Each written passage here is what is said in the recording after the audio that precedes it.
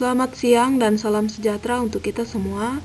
Perkenalkan, nama saya Ain Setianing Sinapitu dengan NIM A1C3190027 dari kelas reguler A, Prodi Pendidikan Fisika Universitas Jambi. Pada video kali ini, saya akan sedikit menjelaskan mengenai dinamika rotasi. Video ini saya buat untuk memenuhi ujian akhir semester untuk mata kuliah mekanika. Dinamika rotasi adalah cabang mekanika yang mempelajari gerak rotasi dengan melibatkan gaya, massa, dan faktor lainnya yang turut mempengaruhi gerak rotasi.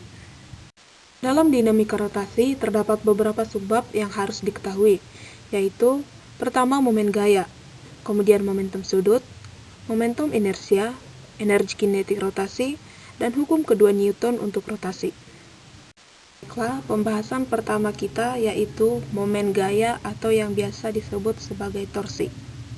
Torsi adalah gaya pada sumbu putar yang dapat menyebabkan benda bergerak melingkar ataupun berputar. Torsi ataupun yang disebut sebagai momen gaya.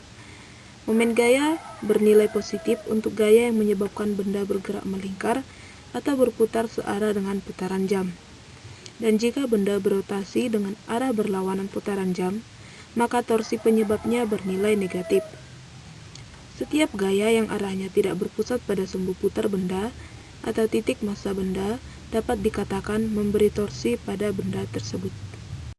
Momen gaya atau torsi dapat dirumuskan sebagai tau sama dengan R dikali F, di mana tau sama dengan rotasi torsi atau momen gaya, R sama dengan lengan gaya, dan F sama dengan gaya yang diberikan tegak lurus dengan gaya lengan.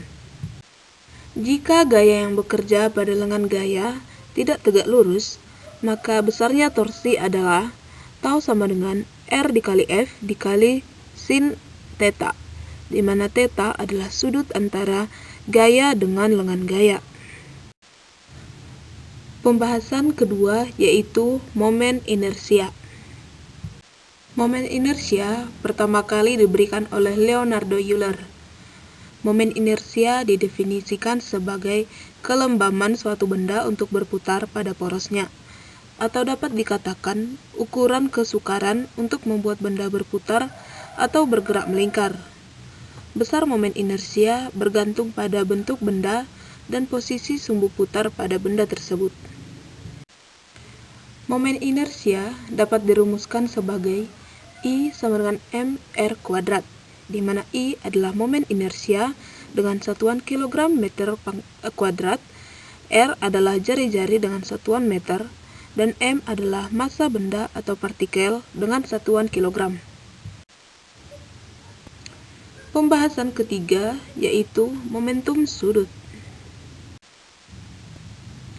Momentum sudut adalah ukuran kesukaran benda untuk mengubah arah gerak benda yang sedang berputar atau bergerak melingkar.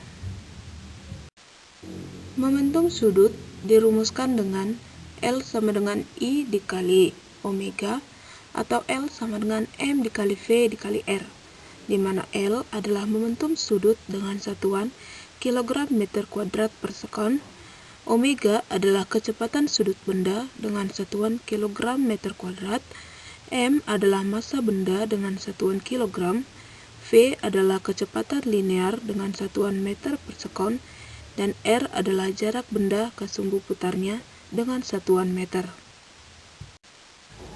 Pembahasan selanjutnya yaitu hukum kedua Newton untuk rotasi.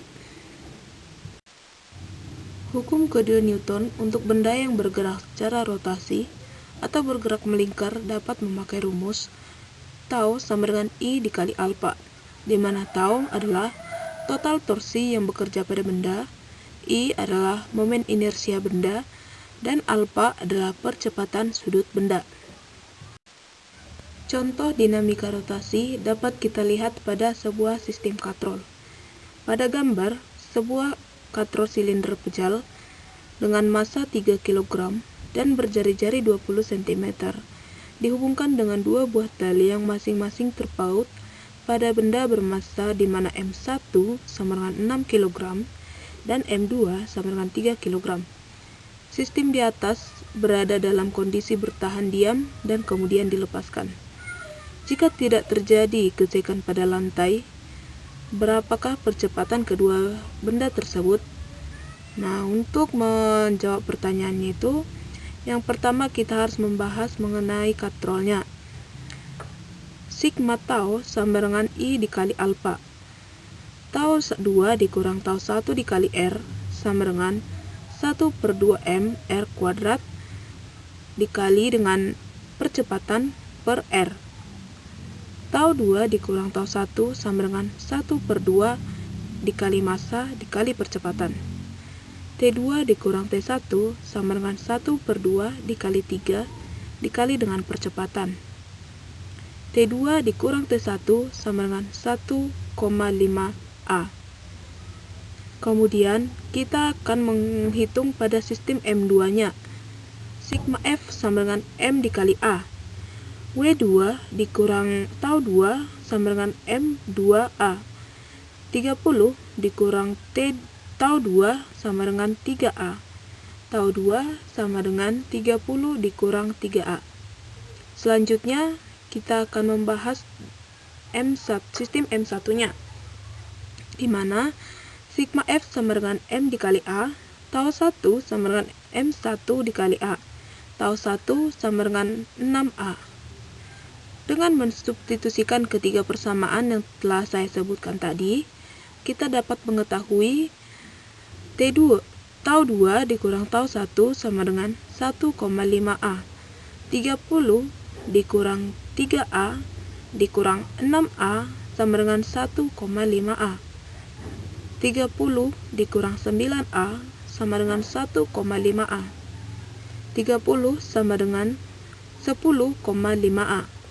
Maka kita dapat mengetahui besarnya percepatan dari sistem katrol tersebut adalah 2,86 meter per sekon kuadrat.